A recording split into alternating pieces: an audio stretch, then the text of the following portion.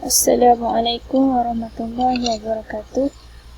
Nama saya Nur Farhanah Ahmad Roslan. Nombor matrik 052392. Baiklah, hari ini saya akan membentangkan salah satu subtopik dalam subjek Mustalah Hadis kod QSD 10202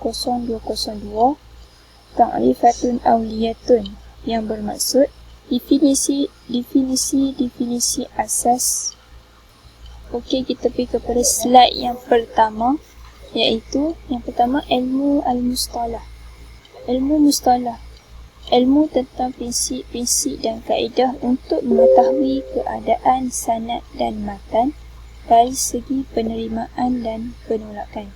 Okey, ilmu mustalah ni senang kita nak cakap, ialah ilmu yang mengkaji tentang hadis dari sudut sanad, dari sudut keadaan sanad dan matan, sama ada sesuatu hadis tu boleh diterima ataupun ditolak. Okey, poin nombor 2, subjeknya sanad dan matan dari segi penerimaan dan penolakan.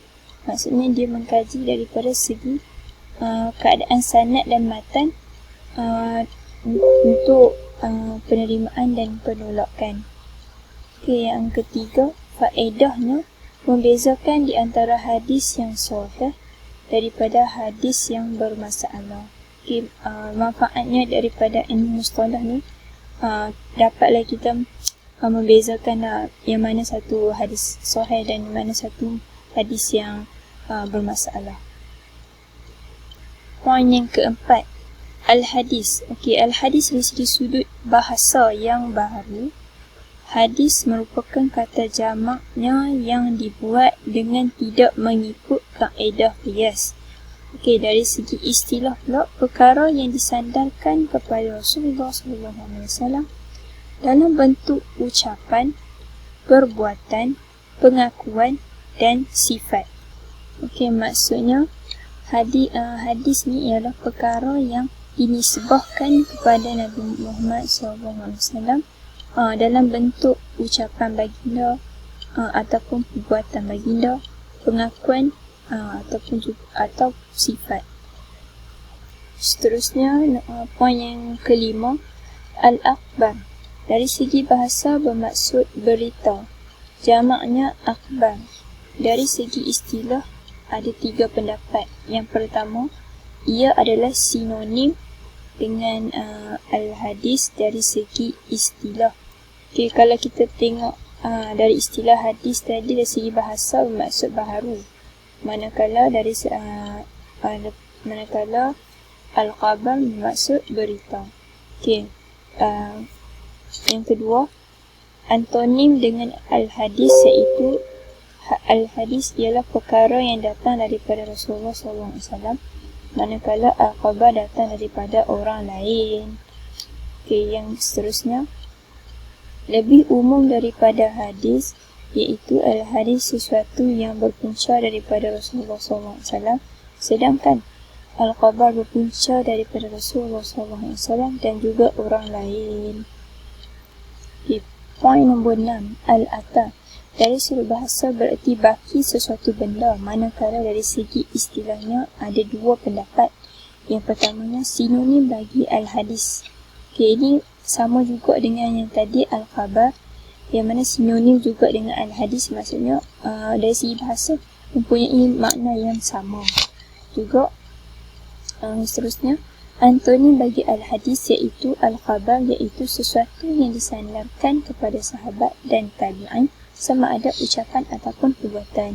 Jadi kalau kita tengok tadi daripada al-hadis, yang mana yang disandar hadis ni perkara yang disandarkan kepada Nabi Muhammad SAW. Lepas tu, al-khabar adalah sesuatu perkara yang disandarkan kepada Nabi Muhammad SAW dan juga orang lain.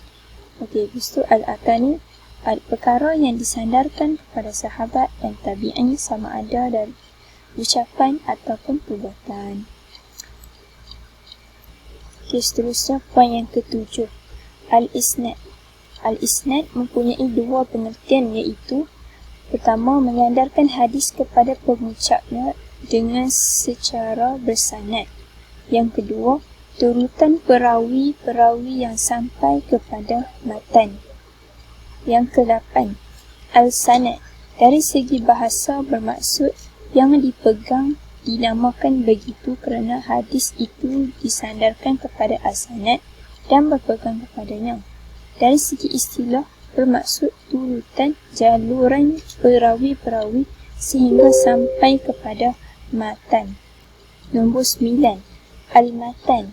Al-matan dari segi bahasa ialah bererti tanah yang keras dan tinggi. Manakala dari segi istilah ialah bermaksud ucapan yang menjadi tempat yang berakhirnya sanad. Okey, nombor 10. Al-musnad. Okey, musnad dari segi bahasa ia bermaksud kata nama objek dari asnada al-syai' ilaihi dengan erti menyandarkan dan menisbahkan. Okey, dari segi istilahnya ia mempunyai 3 makna. Yang pertama, setiap kitab yang terkumpul padanya riwayat-riwayat semua sahabat secara berasingan. Yang kedua, hadis marfu' yang bersama sanadnya atau yang sanadnya bersambung. Yang ketiga, semakna dengan sanad atau dengan erti sanad. Dengan itu adalah al-musnad masdar mimi. Masdar yang dimulakan dengan huruf mim. Yang ke-11, al-musnad. Seorang yang meriwayatkan hadis dengan bersanad sama ada dia memahaminya atau semata-mata meriwayatkan. Okey, yang ke-12, al-muhaddis. Seorang yang melibatkan diri dalam ilmu hadis, riwayah dan diruyah dan mengetahui kebanyakan riwayat-riwayat hadis serta mengenali keadaan perawi-perawinya. Yang ke-13, al-hafiz. Ada 2 pendapat untuk mentarifkan makna al-hafiz. Yang pertama, semakna dengan al-muhaddis, ia mengikut kebanyakan ahli-ahli hadis. Okey, pendapat yang pertama, maknanya ni sama dengan al-muhaddis tadi. Yang kedua, seorang yang lebih tinggi kedudukannya daripada al-muhaddis, iaitu pengetahuannya terhadap riwayah dalam setiap tabiqat lebih banyak daripada yang telah diketahuinya. Maksudnya, untuk pendapat kedua ni, kedudukan dia kedudukan al-hafiz ni tinggi sikit daripada al-muhaddis. Dia lebih pengetahuan dia tu lebih mendalam lah sikit. Okey, itu yang ke-14, al-hakim. Al-hakim seorang yang ilmunya yang meliputi kesemua hadis sehingga tidak terlepas daripadanya kecuali beberapa hadis sahaja. Ini mengikut sebahagian ulama. Okey, al-hakim ni kedudukan dia lagi tinggi daripada kedudukannya paling tinggi lah daripada al-hafiz dan al-muhaddis. Yang mana seseorang ilmunya dia menguasai ilmu itu menguasai keseluruhan hadis. Mungkin kalau ada yang dia tidak tahu pun mungkin ada sikit saja. Okay. Sekian, itu saja daripada saya. Sekian, terima kasih.